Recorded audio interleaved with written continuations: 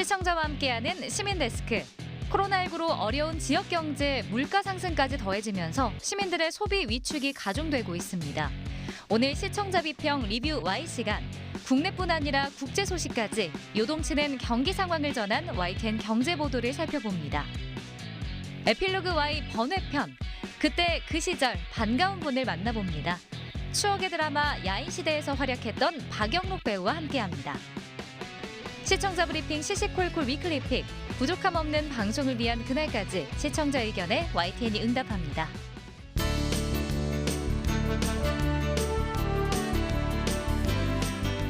시청자 여러분 안녕하십니까? 시민데스크 강진원입니다. 팬데믹과 이주노동자 인권 문제를 다룬 YTN 탐사보고서 기록 강릉 이야기편이 제11회 인권보도상을 수상했습니다. 국가인권위원회와 한국기자협회는 감염병 대유행 시대 이주노동자의 인권 침해 문제를 조명하고 대안을 모색한 점을 높이 평가했습니다. 앞으로도 YTN은 인권 문제에 관심을 갖고 다름과 차이가 차별의 이유가 되지 않도록 여론을 형성하는 데 앞장서겠습니다. 이번 주 시민데스크 시청자 비평 리뷰 Y로 시작합니다.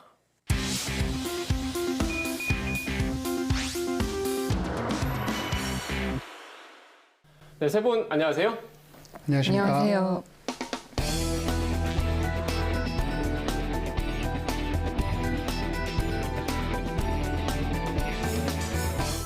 네, 오늘 리뷰 Y 시간 시작하겠습니다. 먼저 조수진 시청자평가원님이 꼽아주신 주제부터 들어보겠습니다. 지난해부터 경제신문 구독자가 증가하는 추세라고 합니다. 코로나19로 어려워진 경제 상황에 부동산 또 주식 등 재테크에 관심이 높아지면서 경제에 관련된 정보를 얻고 싶기 때문일 텐데요. 그렇다면 경제 뉴스는 일반 서민들에게 꼭 필요한 정보를 제대로 전달하고 있을까요? 숫자가 왜곡되거나 과장된 건 아닌지, 또 정치 성향에 따라 논조가 달라지는 건 아닌지, 때로는 어느 뉴스보다 정확하고 객관적이어야 할 경제 뉴스가 감정적으로 다뤄지고 있는 건 아닌지 생각해 봐야 합니다. 또 앞으로 새로운 정권이 어떤 경제 정책을 구상하고 있는지도 꼼꼼히 따져봐야 할 때인데요. 과연 경제 뉴스에서 언론 감시 기능이 잘 발휘되고 있을까요? 오늘은 YTN의 경제 보도 살펴봅니다. 네, 코로나19로 가뜩이나 어려운데 집값도 그렇고 물가도 그렇고 주가도 그렇고 여러 경제 지표 역시 심상치 않습니다. 이럴 때일수록 경제 관련 보도에 관심이 쏠릴 것 같은데요. 평가원님, YTN 보도는 어땠습니까? 네. 대선이 끝나고 인수위 구성과 정책 마련에 관심이 쏠리고 있습니다. 이번 대선에서는 부동산 정책이 주요 관심사이기도 했는데요. 관련한 소식들이 계속 이어졌습니다. 지난 3월 19일 상암동 복덕방 대선 뒤에도 관망세 지속, 단기 급등 가능성 자가라는 그 제목의 보도입니다. 대선 이후에 부동산 그 반응을 살펴보는 그런 보도인데요. 심층적인 분석이나 사실은 대선 정책과 연결된 그런 보도는 아니었지만 그래도 대선 이후에 반응을 살펴본다라는 데 의미가 있었고요. 그래서 후속 보도를 통해서 차기 정권의 부동산 관련 정책을 좀 심도 있게 분석해 나가시기를 바랍니다. 그리고 지난 3월 17일 뉴스였습니다. 부동산 전문가 빠진 인수위 해석 분분이라는 제목의 보도인데요. 대통령직 인수위원회에 부동산 전문가가 빠진 문제를 지난해 지난 이명박 박근혜 정권과 비교하면서 설명을 합니다. 그래서 아무래도 대선 과정에서 부동산 관련이 큰 관심과 변수였던 만큼 그 이슈가 어떻게 진행되는지 살펴볼 필요가 있겠고요. 이 보도는 그래서 이제 인수위 구성에서 주목해야 할 부분들을 제시하고 있다라는데 좀 의미가 있다라고 봅니다. 전문가 빠진 인수위 해석 분분 보도에 대해서 이어서 의견을 말씀드리면 인수위에 산업과 통상 분야 전문가는 있지만 부동산, 그러니까 주택정책 전문가는 없었다는 거였는데요.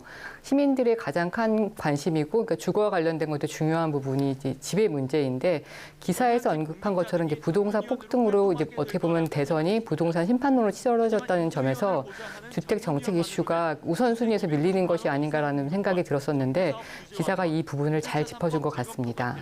연장선상에서 3월 21일 윤석열 대출 규제 대폭 완화 공약, DSR도 손보나 기사도 눈이 갔습니다.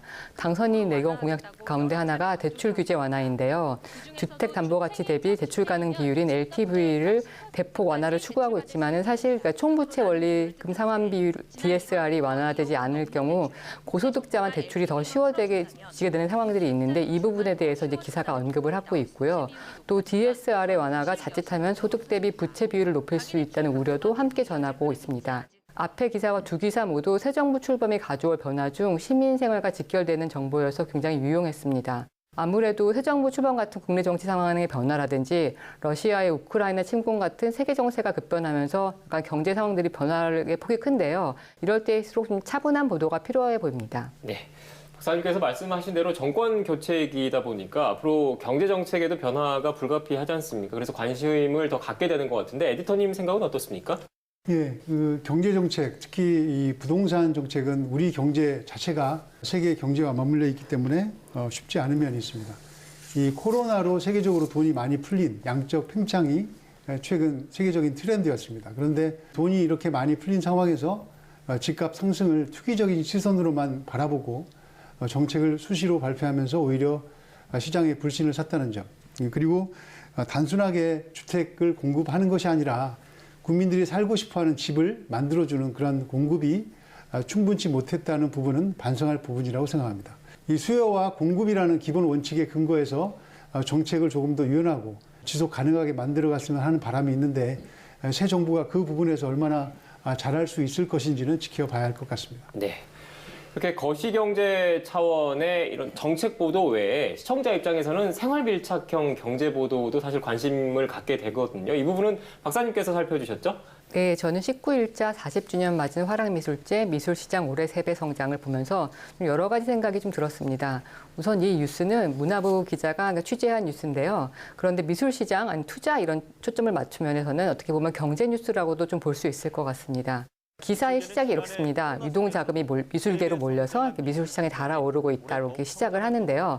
먼저 화랑미술제 간단히 소개를 드리면은 이 화랑미술제라는 것들이 국내 갤러리들이 대거 참여하는 아트페어인데 이 행사를 다루면서 미술제의 매출액이 전년 대비 3배 성장했고 20, 30대 젊은 세대들이 미술품 투자에 뛰어들었다는 것을 주로 다루고 있습니다. 기사를 읽으면서 든 생각이 그러니까 미술품에 투자를 하고 미술 시장이 커졌다는 이 기사가 말하고 싶은 게 무엇일까 하는 생각이 좀 들었거든요. 그러니까 사실 이렇게 미술 시장의 팽창은 그러니까 지난해부터 뚜렷하게 나타났다고 볼 수 있는데요. 이렇게 미술 시장이 계속적으로 성장하는 것들이 어떻게 보면은 비정상적일 정도로 초고속으로 성장을 한다라고 얘기를 하고 있는데 이거를 과연 3배 성장하고 있다로만 얘기를 하는 건 좀 뭔가 부족해 보입니다. 분명히 이렇게 급성장하는 시장에는 뭐 명도 있겠지만 암도 있고 문제점도 있기 마련인데 좀 그에 대한 진단은 없었던 것 같습니다. 네, 그러니까 단순히 현상만을 전달할 게 아니라 왜 이런 일이 발생했는지 좀 더 심도 있는 분석도 필요했다 이렇게 들리네요. 네, 그러니까 YTN에서 다루지 않은 이 현상의 좀 이면을 좀 들여다볼 필요가 있는데요. 그러니까 화랑미술제에서 이제 이른바 명품 매장에서 문을 열면 사람들이 달려가서 물건을 구매하는 오픈런 현상들도 이런 미술제에서 나타났고요. 그리고 젊은 작가들이 불과 몇 달 전에 개인전에서 판매했던 작품들이 경매장으로 바로 나가서 이제 판매되는 것들을 볼 수가 있는데요. 그러니까 전반적으로 작품이나 예술성보다는 투자 대상, 시세 차익에 관심을 두는 경향이 두드러진다는 것입니다. 자본주의 사회에서 사실 돈이 중요하긴 하지만은 어떤 금전적 가치가 있는 것만이 의미인 것처럼 다뤄지는 것들 그리고 그걸 둘러싸고 지나치게 쏠리는 현상들이 나타나고 있는데 그러니까 예술 작품이 작품의 가치보다 어떤 재테크의 수단이 되어가고 있는 것, 그 이면의 현상을 좀 차분하게 짚어주는 보도가 필요하지 않을까 싶습니다. 이 보도의 목적이 그러니까 돈이 있는 사람들한테 돈이 몰리고 있는 좋은 투자처를 알려주겠다는 목적이 아니라면은 더 그런 관점이 좀 필요하지 않을까 싶습니다. 네, 알겠습니다. 평가원님께서는 YTN 생활경제 보도 어떻게 보셨습니까? 지난 26일 경유값 14년 만에 최고, 휘발유값의 바짝이라는 제목의 그 보도인데요. 경유값이 굉장히 많이 올랐죠. 그래서 당분간 기름값 고공행진 이어갈 가능성이 크다라고 합니다. 미국과 유럽 등 러시아산 원유 수입 금지 축소 검토에 공급 부족이 일어나고 있다라는 그 원인을 전하고 있고요. 이럴 경우에는 사실은 뭐 화물, 뭐 교통, 물류업체에 계신 분들 부담이 커지겠죠. 그래서 정부가 유류세 인하 폭을 이제 확대한다라는 그런 발표도 하고 있는데요. 이런 소식들은 서민들의 실생활과 바로 연관된 것이기 때문에 그 원인과 정부의 대책 등에 대한 관심도 굉장히 높아지고 있습니다. 그래서 국민들의 실생활과 연관된 다양한 경제 뉴스 코너도 좀 기대를 해보겠습니다.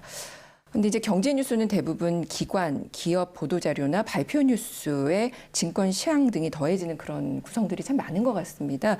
그래서 YTN은 24시간 보도 전문 채널이잖아요. 그러다 보니까 분석 평가보다는 경제 정보 전달에 비중을 두는 건 뭐 어찌 보면 당연하다라고 보이기도 하는데요.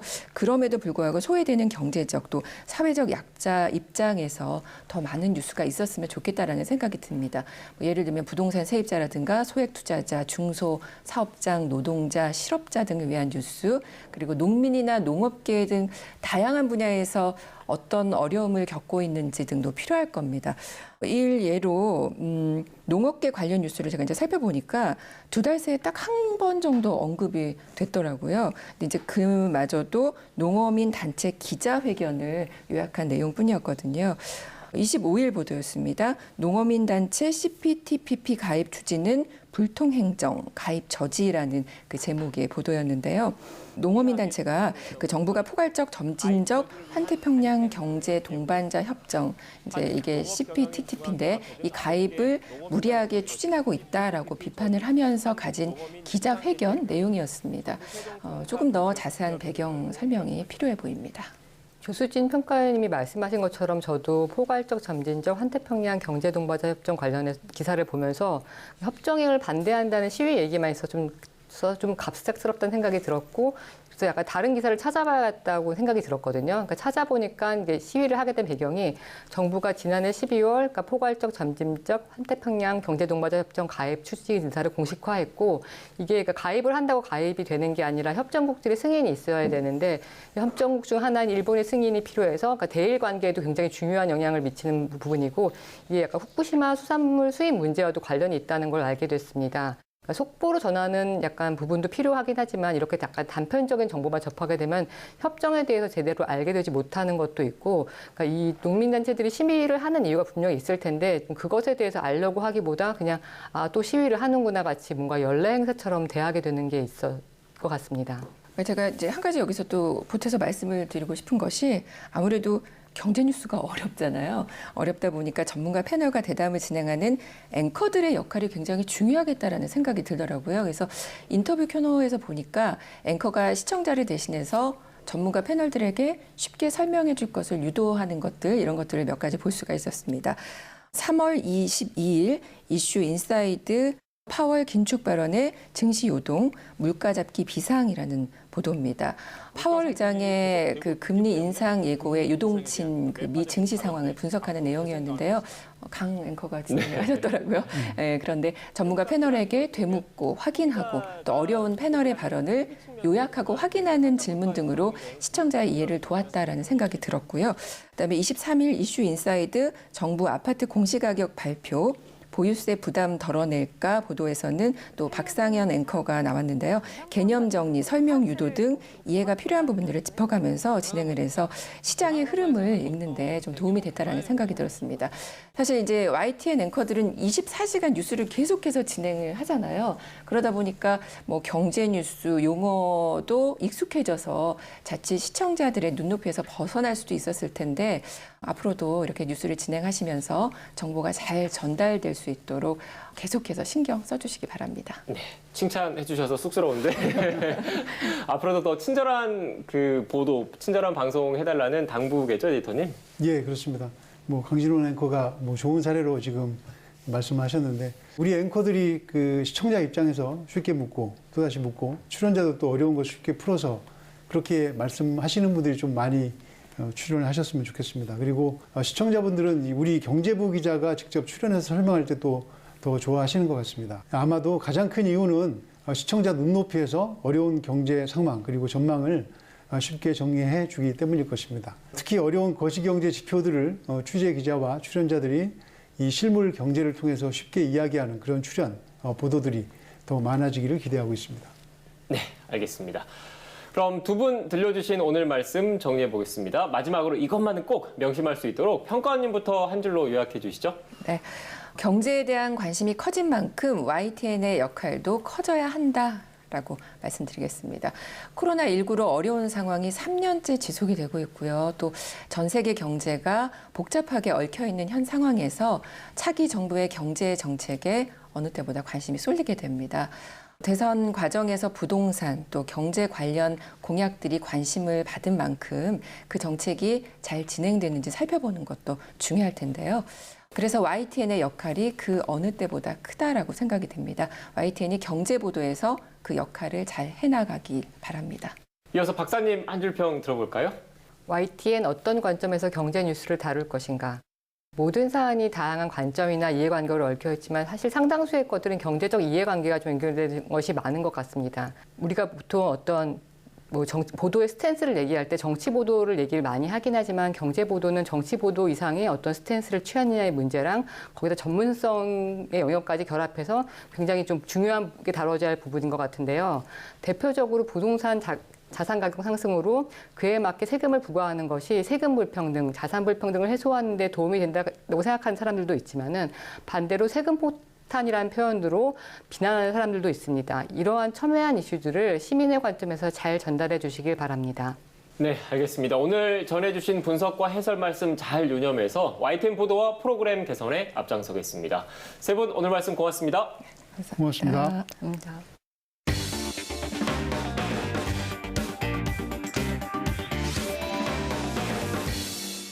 그때 그 시절을 회상하면 과거의 추억뿐 아니라 당시 즐기던 놀이와 문화까지 함께 떠오르실 겁니다.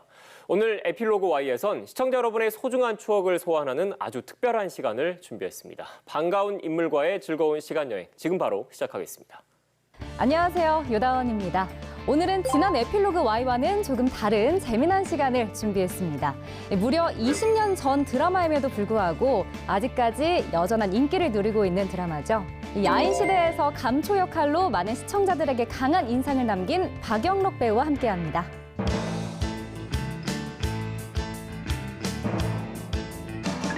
네, 안녕하세요. 네, 안녕하세요. 반갑습니다. 에필로그 Y의 첫 배우 출연자이십니다. 아, 영광입니다. 네, 저희가 영광입니다. 저는 최근에 유튜브에서 요새 이렇게 옛날 드라마 압축해서 모아놓은 영상들 있잖아요. 거기서 뵀었는데 굉장히 반갑네요. 이렇게 실물로 뵈니까.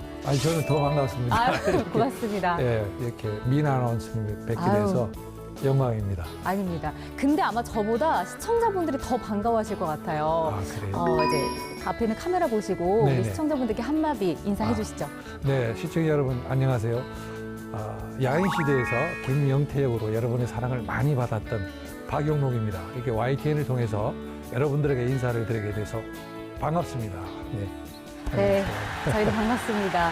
제가 이제 배우 박영록 씨 나온다고 네. 좀 여기저기 좀 이야기를 많이 했었어요. 모든 분들이 좀 반가워하시는데 YTN에는 처음 출연하시는 거죠? 그렇죠. 이게 YTN이 이게 뉴스 맞아요. 전문 채널이다 보니까 연예인이 출연할 수 있는 기회가 사실 없거든요. 네, 그래서 이렇게 기회가 된 거에 대해서 개인적으로 굉장히 영광으로 생각하고 소중한 시간으로 여기고 있습니다. 근데 요즘에 좀 TV에서 뵙기가 어려웠던 것 같거든요. 어떻게 지내셨어요? 핑계인 것 같습니다만 코로나도 있고 이렇게 해서 여러분들에게 좀 다가갈 수 있는 기회가 적었었는데 요즘에는 우리 투자 회사가 있어요. 거기에 제가 이제 모델 겸 그 이제 영상도 제가 이렇게 좀 도와드리고 그러면서 그런 시간도 보내고 있고 영화도 뭐 준비를 하고 있고 그다음에 유튜브도 제가 좀 하고 있고 네, 그런 상황입니다. 네, 지금 유튜브 얘기해 주셨는데 네. 저도 안 그래도 들어오기 전에 유튜브를 좀 찾아보고 왔어요. 그랬어요? 어떻게 하다가 좀 시작을 하게 되셨어요? 제가 이제 이렇게 촬영을 하고 편집을 하고 이런 걸 개인적으로 좋아해요.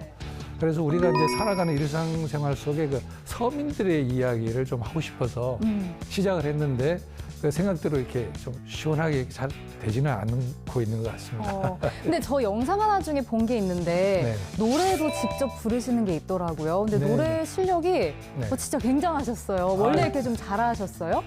원래 이제 제가 또 가수도 꿈이었거든요. 네, 그래서 음반을 한번 내고 실제 음반도 내셨고요? 네네. 혹시 실례가 안 된다면 이렇게 노래 한 소절만 조금 불러주실 수 있나요? 야, 저는 이제 영상으로만 봤는데 직접 네네. 들으면 더 좋을 것 같아가지고. 예, 갑자기 이게 무반주로 하려니까 긴장도 되고. 네. 자, 그러면 잊지 말자 영원이라는 네네. 제가 이제 그 1번 메인곡이 있는데요. 네. 그거를 한 소절만 하겠습니다. 네. 내가 가는 길은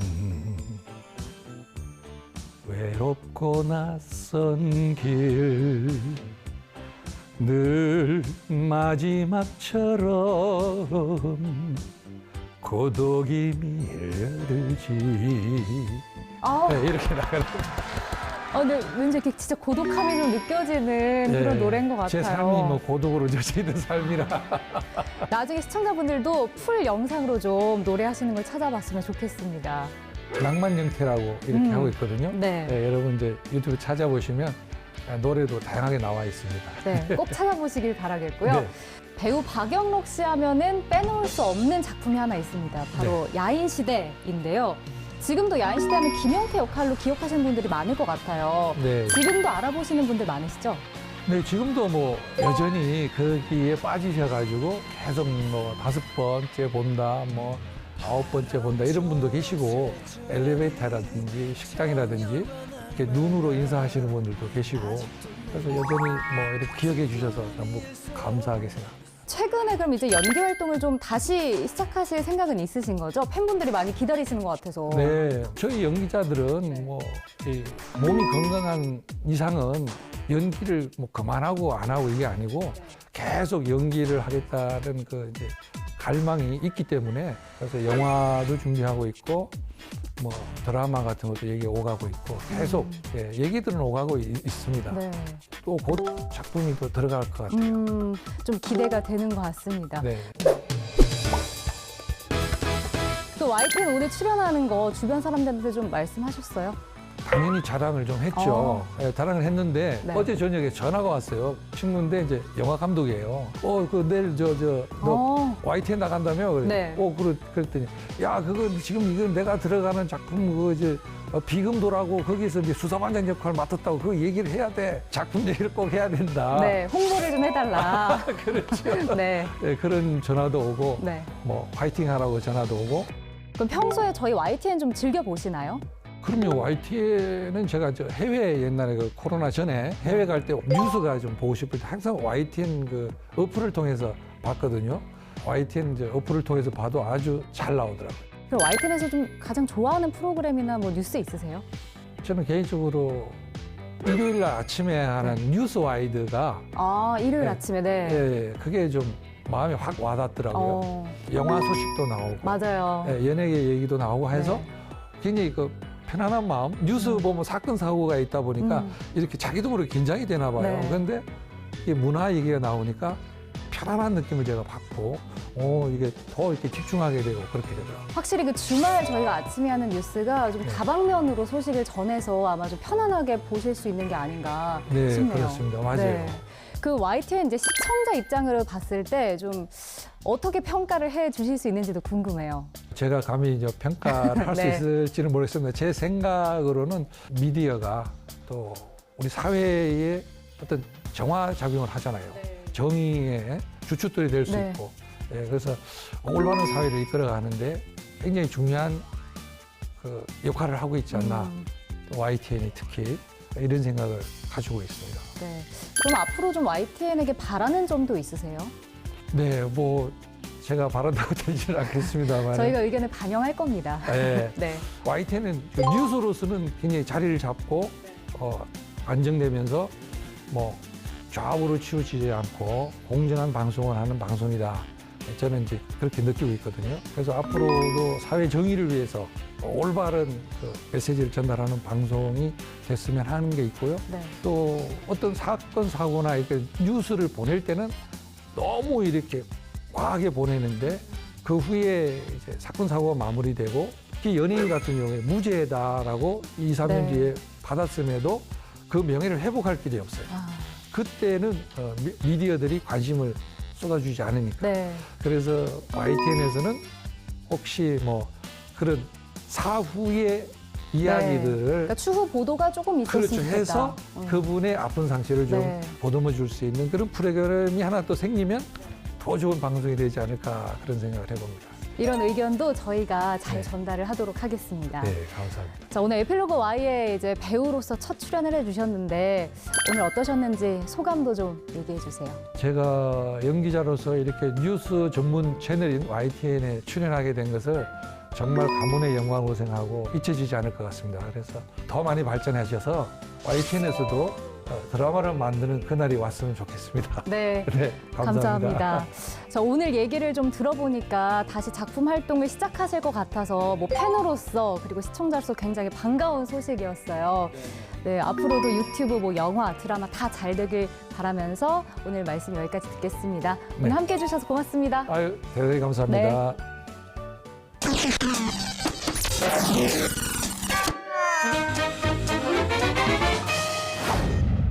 가장 빠른 옴부즈맨 프로그램 그 기록을 모아보는 시간입니다. 시청자 브리핑 시시콜콜 위클리픽. 이번 주 시청자 의견 함께 보시죠.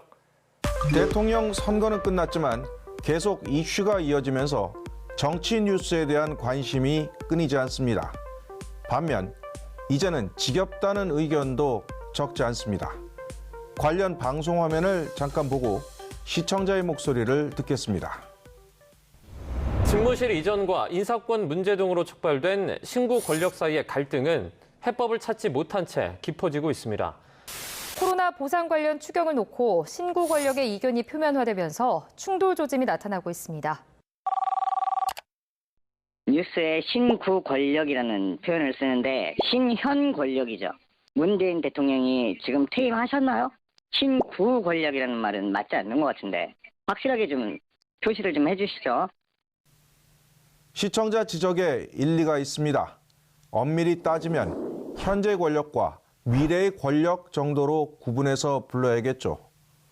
그런데 확 와닿는 표현이다 보니 YTN뿐 아니라 대부분의 언론사가 요즘 많이 쓰고 있습니다.